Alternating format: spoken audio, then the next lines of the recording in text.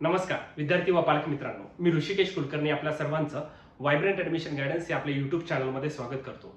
मित्रांनो, आपण लास्टच्या व्हिडिओमध्ये सांगितलं होतं की ऑल इंडियामध्ये ऍडमिशन प्रोसेस करायचं असेल तर कशा पद्धतीने ही ऍडमिशन प्रोसेस केली जाते. साधारणतः आपण पाहिलं की कुठल्या कुठल्या कोर्सेसला जाण्यासाठी काय काय प्रोसेस करावं लागते. त्यामध्ये असतो ऑल इंडिया कोटा, मग महाराष्ट्र स्टेट कोटा आणि त्यानंतर अदर स्टेट कोटा. आजच्या या व्हिडिओमध्ये आपण डिस्कशन करणार आहेत की महाराष्ट्रामध्ये जर विद्यार्थ्यांना नीटचा कितीही स्कोर येऊ द्या, म्हणजे जस्ट एलिजिबल असू द्या, काही एलिजिबल नसतील, काही विद्यार्थ्यांना 700 मार्क्स पडतील, अशा सर्व विद्यार्थ्यांसाठी महाराष्ट्रामध्ये ऍडमिशन प्रोसेस करायची असेल, म्हणजेच MBBS, BDS, BMS, BHMS, BUMS, physiotherapy, occupational therapy अशा कुठल्याही कोर्सेसला जर ऍडमिशन करायचं असेल तर एक्झॅक्टली महाराष्ट्रामध्ये थोडक्यामध्ये प्रोसेस काय चालते, रजिस्ट्रेशन कसे असतात, काय काय करावं लागतं, कशा पद्धतीनं चॉईस फिलिंग असते, अगदी थोडक्यामध्ये या व्हिडिओच्या माध्यमातून आपण जाणून घेणार आहेत. विद्यार्थ्यांना सांगण्यात येईल की महाराष्ट्रामध्ये व्हायब्रंटमध्ये लातूर, बीड, बारामती, नांदेड, पुणे, संभाजीनगर अशा सर्व ऑफिसेसमध्ये आपले ऍडमिशन काउन्सिलिंगचे सुरू आहेत. विद्यार्थ्यांनी लवकरात लवकर आजच आपला प्रवेश निश्चित करा, जेणेकरून येणाऱ्या पुढील ऍडमिशन प्रोसेसमध्ये तुम्हाला काहीच अडचण येणार नाही. आणि सर्व विद्यार्थ्यांनी पालकांना विनंती आहे, त्यांनी आपल्या युट्यूब चॅनलला आजच आत्ता व्हिडिओ पाहत असताना सबस्क्राईब करा, जेणेकरून सर्व ऍडमिशन पासूनची आणि रिझल्ट नंतर पुढच्या शेवटच्या राऊंड पर्यंतची ऍडमिशनची सर्व ऍडमिशन प्रोसेसचे महत्त्वाचे अपडेट्स मी तुमच्यासमोर या व्हिडिओच्या माध्यमातून आपल्या चॅनल थ्रू घेऊन येणार आहे. आता आपण व्हिडिओला सुरुवात करूया की महाराष्ट्रामध्ये प्रोसेससाठी काय काय करावं लागतं. आता तुम्हाला इथे दिसत असेल फ्लोचार्ट थोडक्यामध्ये. आता एक लक्षात घ्या की ते थोडक्यात काय सांगितलेलं आहे.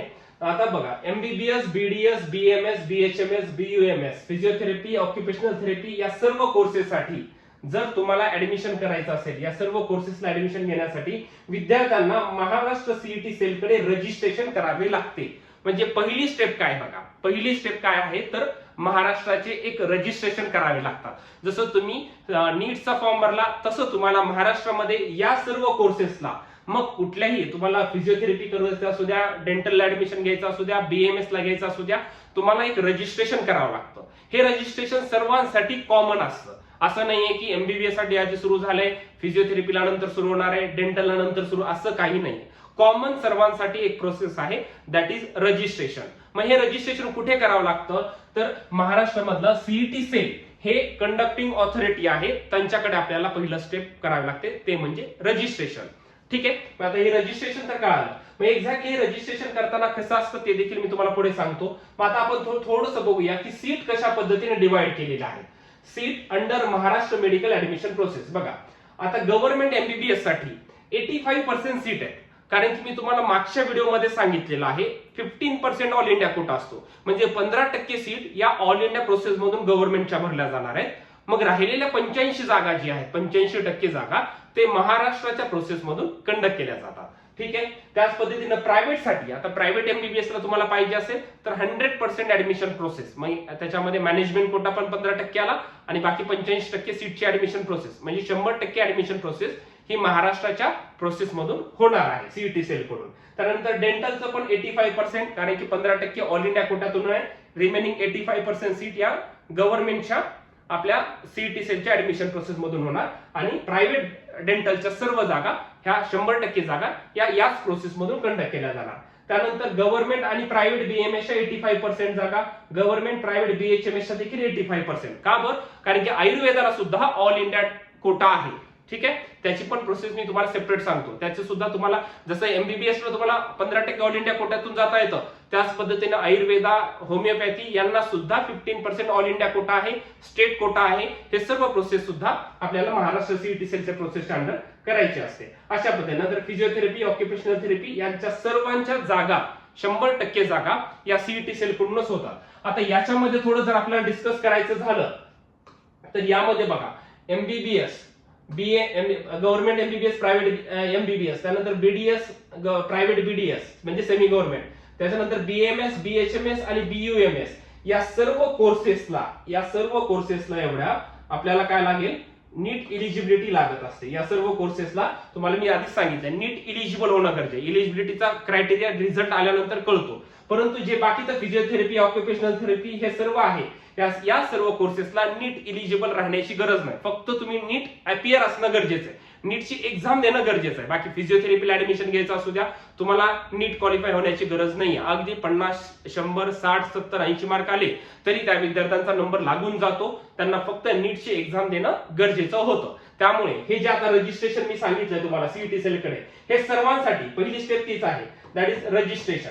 हे सर्वांसाठी कंपल्सरी. मग जे यांना करायचं असू द्या कंपल्सरी आहे आणि यांना पण करायचं असू द्या कंपल्सरी आहे. म्हणजे रजिस्ट्रेशन ही प्रोसेस सर्वांसाठी कॉमन आहे. सीट रिझर्वेशन आपण पाहिलेलं आहे. ठीक आहे, आता ही प्रोसेस कशी चालणार आहे थोडक्यात ते बघून घ्या. मी तुम्हाला आधी एक सांगितलं होतं. आता याच्यामध्ये बघा, महाराष्ट्र स्टेट ऍडमिशन राऊंड. आता राऊंड किती होतात, तर राऊंड 1 होतो, राऊंड सेकंड, तिसऱ्या राऊंडला मॉपअप राऊंड म्हणतात आणि पुढे इन्स्टिट्यूशनल ऑनलाईन राऊंड होतात. ठीक आहे, ऑफलाईन राऊंड या वर्षीपासून ऑलमोस्ट बंद होणार आहे. जरी जागा शिल्लक राहिल्या तर ते पुढे ऑनलाईन राऊंड कंडक्ट होत जातात. मग पहिले स्टँडर्ड 3 राऊंड असतात, फर्स्ट, सेकंड, थर्ड. त्याच्यानंतर पुढच्या राऊंडला जायचं असेल त्याचे नियम वेगळे आहेत. ठीक आहे, याच्यामध्ये पण रूल्स कसे असतात ते देखील थोडंसं टप्प्याटप्प्याने मी तुम्हाला सांगेन. म्हणजे एकूण राऊंड कशी होतात हे तर कळालंय. साधारणतः राऊंड किती होतात, स्टँडर्ड 3 राऊंड होतात. त्याच्यानंतर डिपेंड्स ऑन वॅकन्सी पुढे राऊंड वाढत जातात. ठीक आहे, मग आता याच्यामध्ये बघा, आता हे तुम्हाला एक सांगितलं मी आधीच्या एका व्हिडिओमध्ये, ऑल इंडिया काउन्सिलिंग आणि स्टेट. आता यांचा फ्लो कशा पद्धतीनं असतो बघा, इथे तुम्हाला दिसत असेल ऑल इंडिया काउन्सिलिंग आणि स्टेट काउन्सिलिंग फ्लो. बघा आधी काय होणार आहे, तर ऑल इंडियाचा पहिला राऊंड होणार. मी तुम्हाला सांगितलं all India admission process MCC conduct करतं, ज्यामध्ये AIIMS, JIPMER, AFMC, 15% all India quota, deemed university, central university हे कॉलेजेस असतात. त्यांचा एक राऊंड झाला की महाराष्ट्राचा एक राऊंड होतो. महाराष्ट्राचा राऊंड म्हणजे काय, सीईटी सेलचं रजिस्ट्रेशन आलं, मग MBBS, BDS, BMS, BHMS, BUMS, physiotherapy या सर्व कोर्सेससाठीचं रजिस्ट्रेशन, त्यांचा राऊंड हा नंतर होणार. म्हणजे आधी ऑल इंडिया राऊंड, मग स्टेट राऊंड, त्याच्यानंतर ऑल इंडिया सेकंड राऊंड, मग स्टेटचा सेकंड राऊंड, मग ऑल इंडिया थर्ड राऊंड, मग स्टेटचा थर्ड राऊंडला मॉपअप राऊंड म्हणतात. अशा पद्धतीने हे राऊंड चालत जातात. झिगझॅग प्रोसेस आहे. आधी ऑल इंडिया, मग स्टेट, मग ऑल इंडिया सेकंड, मग स्टेटचा सेकंड. अशा पद्धतीने ऍडमिशन प्रोसेस चालत असते. थोडक्यामध्ये सांगायचं काय, तर आधी रिझल्ट आल्या या प्रोसेसला सुरू होणार आहे ऑल इंडिया, मग आपल्या महाराष्ट्राच्या प्रोसेसला सुरू होणार आहे. म्हणजे रिझल्ट आल्यानंतर थोडासा टाइम भेटतो महाराष्ट्राच्या ऍडमिशन प्रोसेस सुरू होण्यासाठी, परंतु अगदी लवकर ऑल इंडिया प्रोसेसला लगेच सुरुवात होत असते. हे झालं तुम्हाला काय काय गोष्टी आपण कव्हर केल्या. तर साधारणतः कोणते कोर्सेस आपल्याला सीईटी सेलकडे रजिस्ट्रेशन करण्यासाठी करावे लागतात ते सांगितलं, कशा पद्धतीनं कोटा आहे ते सांगितलं, राऊंड कशा पद्धतीनं होतात ते कव्हर केलं, आणि कशा पद्धतीचा तो ऍडमिशनचा फ्लो आहे म्हणजे तुम्हाला ते देखील माहित असणं गरजेचं आहे. आता ह्या सर्व गोष्टीनंतर आपण थोडंसं डिस्कशन करूया की एक्झॅक्टली कशा पद्धतीनं महाराष्ट्राच्या ऍडमिशन प्रोसेस मध्ये आपल्याला जावं लागेल. ठीक आहे, थोडक्यामध्ये तुम्हाला मी ते कव्हर करतो की कशा पद्धतीने आपल्याला प्रोसेस मध्ये समोर जावे लागेल. आता पहा इथे थोडक्यामध्ये, आता मी तुम्हाला जे सांगितलं पहिल्यांदा, ठीक आहे, फर्स्ट प्रोसेस काय सांगितलेलं आहे, महाराष्ट्रामध्ये तुम्हाला पहिल्यांदा रजिस्ट्रेशन करावे लागतात. रजिस्ट्रेशन कुठे करायचं आपल्याला, रजिस्ट्रेशन सीईटी सेलकडे करायचं, सीईटी सेलकडे. आता हे रजिस्ट्रेशन म्हणजे काय आहे, तर नॉर्मल प्रोसेस असते. तुम्हाला एक बेसिक फॉर्म असतो सर्व माहितीचा. हे सर्व प्रोसेस पहा, हे सर्व प्रोसेस व्हायब्रंट मध्ये घर बसल्या ठिकाणी करून भेटते. तुम्ही कुठलेही असू द्या, तुम्हाला ऑफिसला यायची गरज पडत नाही. हे registration all India quota, state quota यांचे सर्व प्रोसेस अगदी घर बसल्या ठिकाणी होणार आहे. कुठेही जायची गरज पडत नाही. फक्त 4000 रुपये फीस मध्ये आम्ही सर्व प्रोसेस करून देतो. त्यामुळे विद्यार्थ्यांना आजच सांगतो, एनरोल करा आणि तुमच्या उज्ज्वल भविष्यासाठी निश्चिंत राहा. त्याच पद्धतीनं आपल्या या युट्यूब चॅनलला सर्वांनी लवकरात लवकर सबस्क्राईब करा, व्हिडिओजला लाईक करा, जेणेकरून आम्ही नवीन व्हिडिओ तुमच्या समोर घेऊन येण्याचा प्रयत्न करू आणि कुठलाही व्हिडिओ तुमचा स्किप होणार नाही. पहिलं काय, रजिस्ट्रेशन. मग रजिस्ट्रेशन मध्ये काय असतं, एक बेसिक इन्फॉर्मेशन, त्याचे साधारणतः टप्पे बघा कसे असतात. बेसिक इन्फो सर्व आपल्याला फिलअप करावे लागते, जसं की तुमचा 10th ला किती मार्क पडले, 12th चा मार्क्स किती पडलेले, पुन्हा त्याच्यानंतर तुम्हाला इंडिव्हिज्युअल सब्जेक्ट्स मध्ये मार्क्स किती आहेत, तुमची स्वतःची पर्सनल इन्फॉर्मेशन, त्यानंतर तुम्हाला नीट मध्ये काय स्कोर आलेला आहे, हे सर्व बेसिक माहिती आपल्याला त्याला म्हणतात बेसिक इन्फॉर्मेशन. हे सर्व फिलअप करावे लागते. त्याच पद्धतीने याच्यामध्ये सर्व कॅटेगरीचं विचारलं जातं. रिझर्वेशन कसे आहेत, काही स्पेशल रिझर्वेशन मध्ये येतात का तुम्ही. आता जसं की विद्यार्थ्यांना माहिती आहे की काही विद्यार्थी म्हणतात सर हिली एरियाचा मेन्शन उल्लेख कुठे करायचा, तर हिली एरियाचा उल्लेख आपल्याला या फॉर्म मध्ये करावा लागतो. इथे विचारलं जातं की तुमचं स्पेशल रिझर्वेशन आहे का, महाराष्ट्र कर्नाटक बॉर्डर आहे का, त्याचा उल्लेख कुठे करायचा, तर त्याचा उल्लेख आपल्याला या फॉर्म मध्ये करायचा आहे. डिफेन्स मधल्या विद्यार्थ्यांचा उल्लेख कुठे करायचा, तर या फॉर्म मध्ये करायचा आहे. म्हणजे ह्या सर्व गोष्टीचं रिझर्वेशन महाराष्ट्र फॉर्म मध्ये आहे आणि आपल्याला तो फॉर्म भरताना काळजी घ्यायची आहे. म्हणजे या फॉर्म मध्ये ह्या सर्व गोष्टी येणार आहेत. त्यानंतर आपल्याला काय येणार आहे, दुसरं महत्वाचं डॉक्युमेंट अपलोड करावे लागणार सर्व, जे तुम्हाला मी ऑलरेडी एक डॉक्युमेंटचा व्हिडिओ सांगितलेला होता, एक व्हिडिओ अपलोड केलेला आहे, सर्वांनी बघून घ्या. डॉक्युमेंट म्हणजे सर्व डॉक्युमेंट तुम्ही इथं बेसिक इन्फॉर्मेशन जे कॅटेगरी मेन्शन करणार आहेत त्याचे सर्व डॉक्युमेंट अपलोड करायचे. जसे नॅशनॅलिटी डोमेसाईल सर्वांनाच आहे, 10वी 12वी सर्वांनाच अपलोड करायचे, टीसी अपलोड करायची आहे. त्यानंतर गॅप असेल गॅप सर्टिफिकेट, पुन्हा त्यानंतर काय असणार आहे, सपोज एखादी कॅटेगरी सांगितली आहे, सपोज आपण एखादी OBC category, caste certificate, caste validity, non creamy layer, हे सर्व डॉक्युमेंट आपल्याला अपलोड करावे लागतात. म्हणजे थोडक्यामध्ये हा फॉर्म सुरू होण्याच्या आधी सर्व ओरिजिनल डॉक्युमेंट तुमच्याकडे असणं कंपल्सरी गरजेचं आहे. अदरवाईज हा फॉर्म सबमिट होत नाही. जर फॉर्म सबमिट नाही झाला तुम्हाला पुढच्या प्रोसेसला जाता येत नाही. त्यामुळे या फॉर्म मध्ये सर्व ओरिजिनल डॉक्युमेंट तुमच्याकडे असणं गरजेचं आहे. ठीक आहे, म्हणजे आपण आता डॉक्युमेंट अपलोड सुद्धा केले. त्याच्यानंतर काय असतं, त्यानंतर पुढे येणार आहे तुमचे सर्व विद्यार्थ्यांचे रँक येणार. त्या रँकलाच म्हटलं जातं SML rank, state merit list rank. हे सर्व केव्हा येणार आहे, डॉक्युमेंट अपलोड केल्यानंतर पुढचे तुमचे रँक्स येणार. मग रँक आल्यानंतर पुढची स्टेप असते, दॅट इज चॉईस फिलिंग. म्हणजे आपल्याला कॉलेजेसचे नावं द्यायचे असतात पुढे. ठीक आहे, आता ही सर्व प्रोसेस, ह्या रँक येईपर्यंतची प्रोसेस सर्व विद्यार्थ्यांसाठी कॉमन आहे. ज्याला नीट मध्ये 60 मार्क पडू द्या, ज्याला नीट मध्ये 500 मार्क पडू द्या, अगदी 720 मार्क पडू द्या, ह्या सर्वांसाठी महाराष्ट्रामध्ये जर तुम्हाला MBBS, BDS, BMS, BHMS, BUMS, physiotherapy वगैरे करायचं असेल तर तुम्हाला या प्रोसेस मधून जावंच लागतं. आणि सर्वांची ही कॉमन प्रोसेस असते. असं नाहीये की डेंटलसाठी वेगळे रजिस्ट्रेशन आहे, बीएमएस करायचं तर वेगळा कुठला तरी फॉर्म सुरू होणार आहे, एमबीबीएस साठी वेगळा, असं नाहीये. ह्या सर्व कोर्सेससाठी एकच फॉर्म आहे, तो सीईटी सेलकडे भरायचा आहे. तो फॉर्मचे हे 3 टप्पे आहेत, बेसिक इन्फॉर्मेशन, डॉक्युमेंट अपलोड, मग रँक येणार आणि त्याच्यानंतर आपल्याला कॉलेजेसची नावं द्यायची आहेत. अशा पद्धतीने हा फ्लो चालतो. मग कॉलेजेसची नावं देताना वेगवेगळे ग्रुप तयार केले. मग त्याच्यामध्ये 3 ग्रुप आहेत, ते अगदी थोडक्यामध्ये सांगतो. ठीक आहे, मग आता एक प्रश्न अजून एक आहे, हे रजिस्ट्रेशन करताना काही फी भरावी लागते का, तर यस, 1000 फीस असते. ही सीईटी सेलची फीस आहे 1000 फीस. ही फी भरून तुम्हाला डॉक्युमेंट आणि हे सर्व प्रोसेस करता येत असते. ठीक आहे, म्हणजे 1000 प्रोसेस आहे सीईटी सेलची, याच्या व्यतिरिक्त कुठली फी नसते. ठीक आहे, मग आता हे झालं. हे झाल्यानंतर पुढे काय आहे, तर आता चॉईस फिलिंग पर्यंत सर आम्हाला सर्व समजलंय. ठीक आहे, ओके. आता चॉईस फिलिंग पर्यंत कळालंय. आता ह्या चॉईस फिलिंगला काय केलेलं आहे, तर त्याला 3 ग्रुप मध्ये डिवाइड केलेलं आहे, ए, बी आणि सी.